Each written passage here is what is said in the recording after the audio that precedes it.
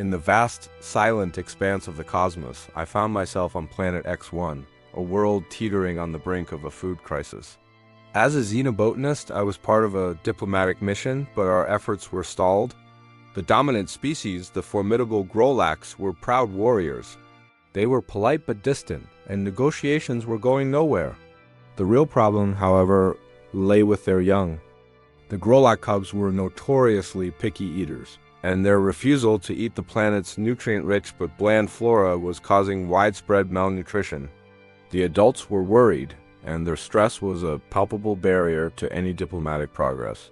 One afternoon, I was observing a group of Grolac cubs in their communal nursery. They looked like fuzzy, six-limbed bear cubs, but their dispositions were far from cuddly. They pushed away bowls of grayish mush, their tiny growls echoing their displeasure. Their caretakers, massive Grolac warriors, looked on with a mixture of frustration and despair. It was a heart-wrenching scene, and suddenly an idea sparked in my mind, an idea that smelled faintly of my grandmother's kitchen back on Earth. I requested access to the Grolac food preparation area. They eyed me with suspicion, but granted my request. The room was filled with vats of the same grayish paste, a highly nutritious blend of native plants. It was healthy, but utterly unappetizing. I remembered the vegetable rolls my grandma used to make to trick me into eating my greens. It was a long shot, but I had to try. I found some large, pliable leaves from the Grolac larder, similar to lettuce or cabbage. Then, I asked for some of their sweeter fruit pulps and crunchy root vegetables. The Grolac chefs watched my every move, their 4 eyes blinking in confusion as I started my culinary experiment. I took one of the large leaves and spread a thin layer of the nutrient paste on it. Then, I added a line of sweet, colorful fruit pulp and a sprinkle of the crunchy roots for texture. Carefully, I rolled the leaf into a tight cylinder and sliced it into bite-sized pieces. The result was a vibrant mosaic of green, purple, and orange, a stark contrast to the monochrome mush they were used to. I prepared a whole platter of these colorful little wheels. The chefs grumbled in their deep voices, unconvinced this human food game would work.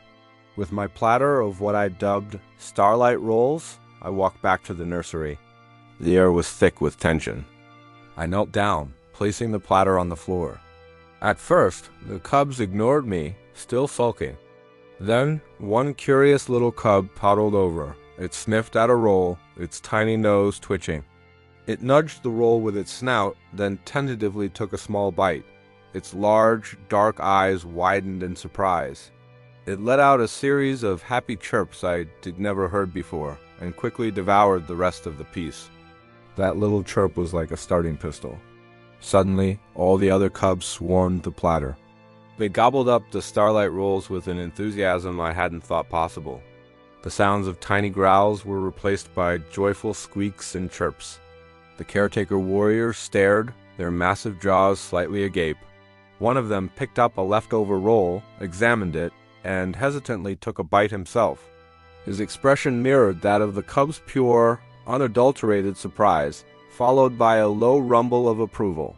News of the culinary miracle spread like wildfire through the Grolac settlement. The Grolac leader, a towering figure named Kale, summoned me to his chambers. I was nervous, but when I entered, he wasn't intimidating.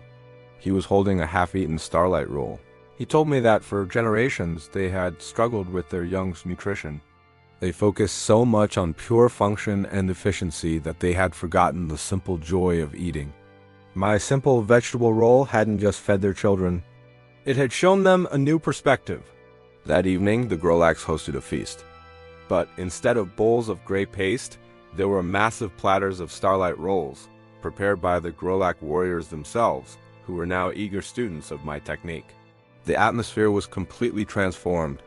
The stiff formality was gone, replaced by laughter and shared food.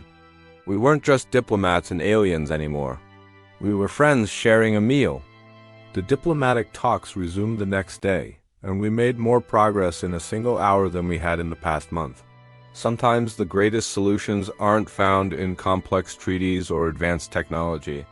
Sometimes they're found in the simple, universal things that connect us all, like the joy of a good meal. and sometimes a humble vegetable roll can do more than just feed a hungry child. It can build a bridge between worlds. Thanks for watching. If you enjoyed this cosmic culinary tale, don't forget to like, subscribe, and hit that notification bell for more stories from the final frontier.